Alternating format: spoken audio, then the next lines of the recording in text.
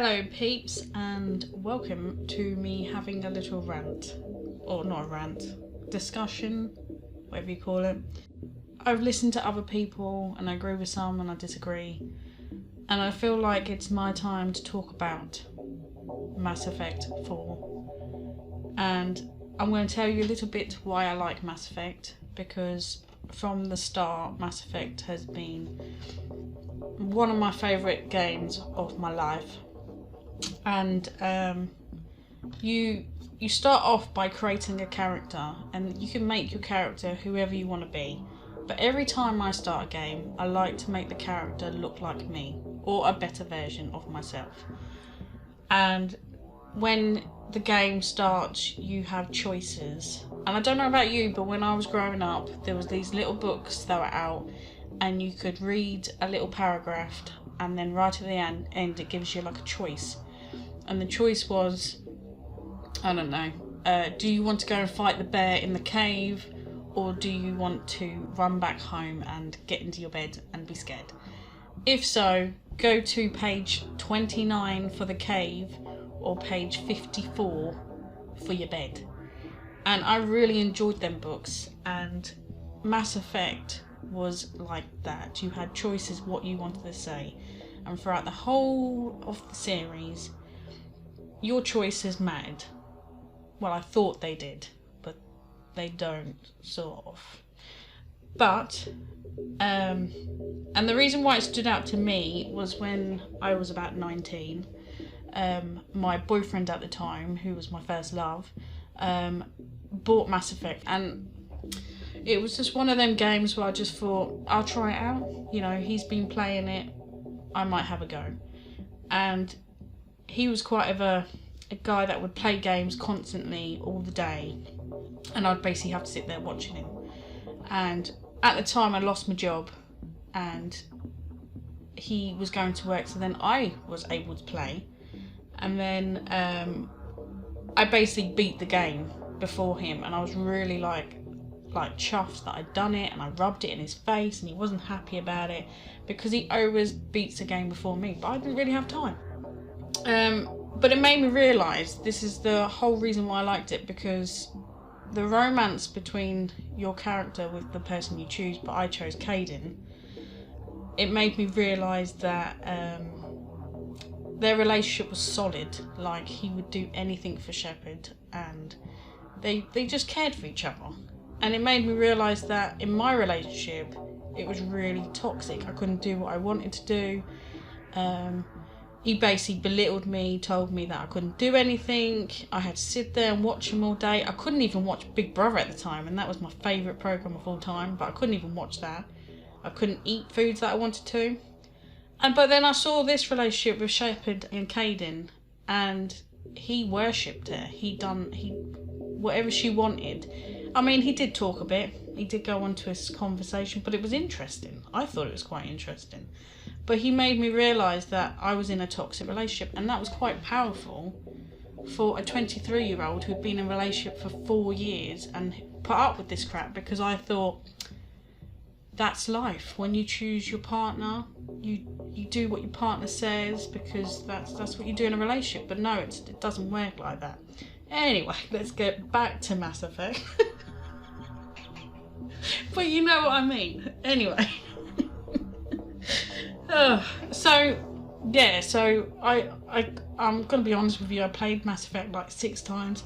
And the first time I played Mass Effect 3, I'm not gonna lie, I was depressed for like a year, maybe 2, because I came to the realisation that it didn't matter. Whatever I chose, it did not matter, because you were forced into dying. That was it. End of Mass Effect 3. But in Mass Effect 1, the choice, you didn't really choose, you lived. And it was so powerful to see your character come out from that rubble and think, wow, this was an awesome game. And then Mass Effect 2, you do have the choice where in the suicide mission you might not be coming back with all your teammates.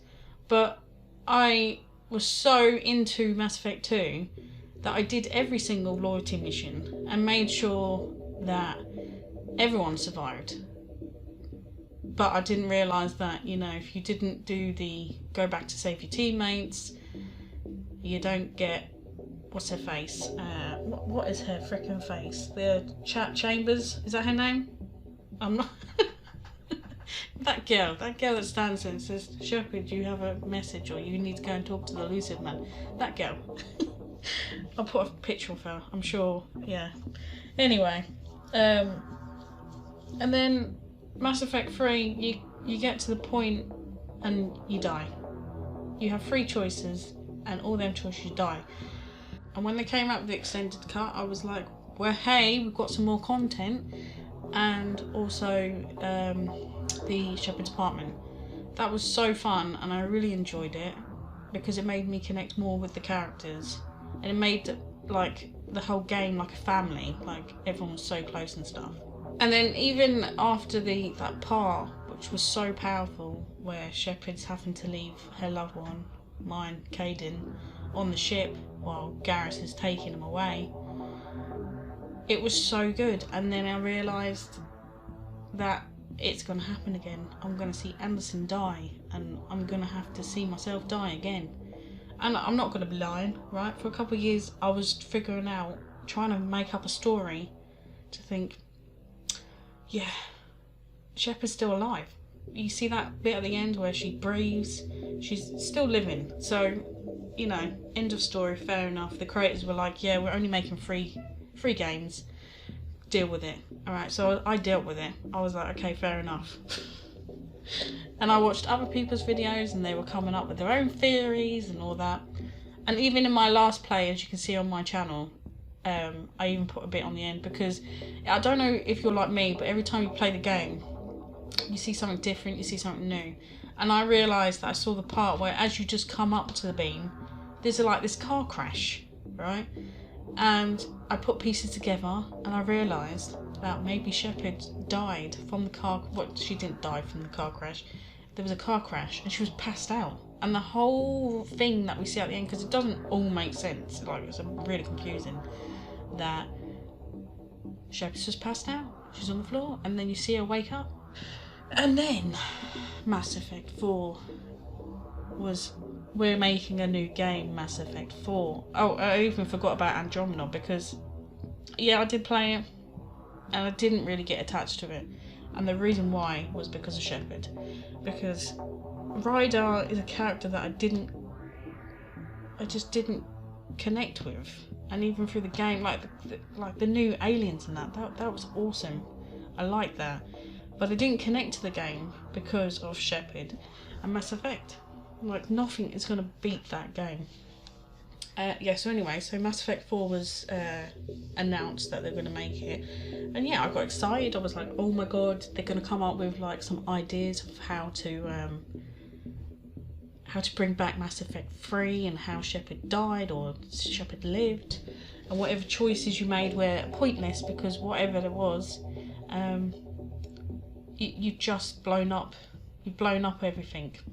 And I thought, all right, fine, fair enough. The story begins. What happened to Shepard when she woke up? That's all I want to know. And I don't know about you, but my vision of Mass Effect was that I was hoping the creators would put in a new story of Shepard and something else. Like, they could put anything. Shepard getting married and having kids. And they could end the game off like that. That is such a simple way. Just seeing the little video at the end, you know, this is what happens, like you do in Mass Effect 3, you see them trying to rebuild and stuff. Just in a little video of her getting married and having kids would make my day, and that would end my relationship with Mass Effect. Even though I'd still play it until I'm like grey and old and probably on my last breath. So anyway, my reaction to the new game was, the first reaction was surprised, because I'm actually seeing that they've been actually making it. And the part where Liara's walking up slowly up the giant net, and she picks up the N7, and my first thought that went through my head was, she's on the search for Shepard. All her crewmates at the end of Mass Effect 3 got on that plane, because, and as you see your loved one just about to put your name up on that board, they stop, because I feel like, and this is what a creator I would do if I was the creator, that Edie says over the overcom, Shepard's been found on Earth, and then they fly off to go and get Shepard, and then this is where Liara comes in to find Shepard. But I don't think it's going to work like that. I just have this dreaded feeling that Mass Effect 4 is going to just be a Mass Effect 3, and we're going to be depressed for another couple of freaking years. Anyway, let's get back to the subject. But yeah, so anyway, my first reaction was Liara's on the search for Shepard, and then shortly after I move on with my life, I continue doing what I'm doing, and then all of a sudden I see all videos popping up about Mass Effect 4. So I thought, right, I'll just pick on one, you know, have a little nose. And mostly everybody is saying that Liara is old, and I didn't realise that in the first time I watched, but they're saying that she's old. So this means that she's the same age as her mum. So that means Shepard's dead. The whole end of the story is stopped. Like, my questions are, when you make a game so big and you've got the audience, a massive audience that is rooting for this game, why are you making a story without Shepard? Like, if you asked anyone who was a big Mass Effect fan, why do you enjoy playing Mass Effect? And the first answer, my first answer, would be because of Shepard. Shepard is such a big person in this game. But if I play this game and Shepard is not in it, or the only little bit I hear is that Shepard died or Shepard's dead, I'm not gonna lie, I'm gonna be quite upset. I'm gonna be quite heartbroken, the fact that one of my favourite games that you're not gonna bring Shepard in. It's gonna be quite disappointing, because I'm not being funny, but if you made a game that was with Shepard in Mass Effect 4 and just end the story, a nice story, like she survives and she moves on with her life and all blah blah blah, amount of money that you're gonna get, I'm thinking that you're not gonna need to work for the rest of your life. I might be begging for this, but it's more of the fact that I know that it's not gonna happen.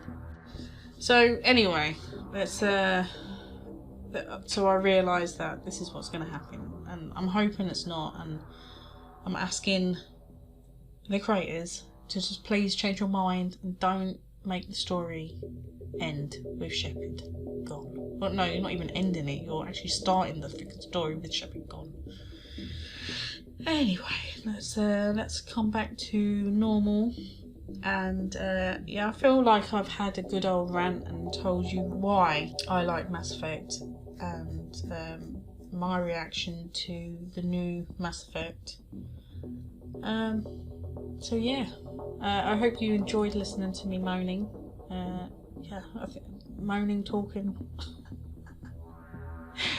And yeah, if you actually enjoyed this this conversation, please like and put a little comment below telling me if you agree with me or if you disagree with me. That's fine, everyone has their opinions, and at the end of the day I ain't gonna fight with you, because that's your opinion and it doesn't matter.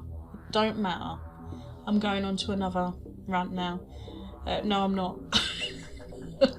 I'm not gonna get involved, and I feel like that's what you should do, is if people have their opinions, just don't get involved. Just go, right, okay, that's your opinion, fair enough, and move on, because that's life. That's what you need to do.